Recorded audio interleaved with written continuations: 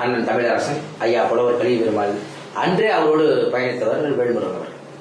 அதுக்கப்புறம் அவர் பாட்டாளி மக்கள் கட்சியில் சேர்ந்து அவர் தேர்தலில் 2 முறை சட்டமன்ற உறுப்பினராக இருக்கும்போது கூட 2007 என்று நினைக்கிறேன், அண்ணன் சுபா தமிழ்ச்செல்வன் இறந்த பிறகு நடத்திய ஒரு கூட்டத்தில் அண்ணன் மாமா தமிழ் விளக்கம் சாகுபடிகள் புதுப்பேட்டையில் நடத்துகிற போது சட்டமன்ற உறுப்பினர் அவர். அந்த கூட்டத்தில் நாங்கள் கலந்து கொண்டேன். அண்ணன் பேசுகிற போது ஈழ விடுதலை புலிகளை ஒரு இந்திய அரசியலமைப்பு உட்பட்டு சட்டமன்றத்தினுடைய உறுப்பினராக இருக்கும் போதே அதை ஆதரித்து பேசி என் உயிர் என் மயிருக்கு சமம், என் பதவி மயிருக்கு சமம் என்று பேசிய ஒரு ஆண்மகன் அண்ணன் வேல்முருகன் அவர்கள்.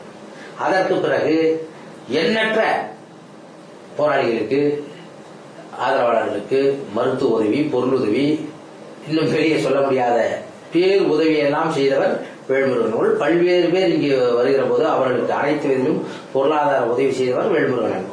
அந்த பாமகவிலிருந்து வந்த பிறகு அவர் நினைத்திருந்தால் ஏதாவது ஒரு பெரிய கட்சியில் மிகப்பெரிய விஷயத்தில் இடத்தில் அவர் போய் சேர்ந்திருக்கலாம்.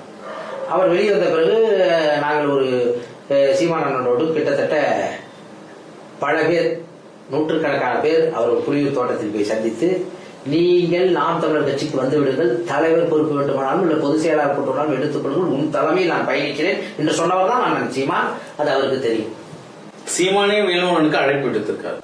போய் எல்லாருமே போய் அழைப்பு விடுத்தா ஒரு தோட்டத்திலே அன்றைக்கு அவர்கள் இருந்த சூழ்நிலையில் நாங்கள் சொல்கிறோம். ஏன்னா அன்றைக்கு மன உளைச்சல் தான்.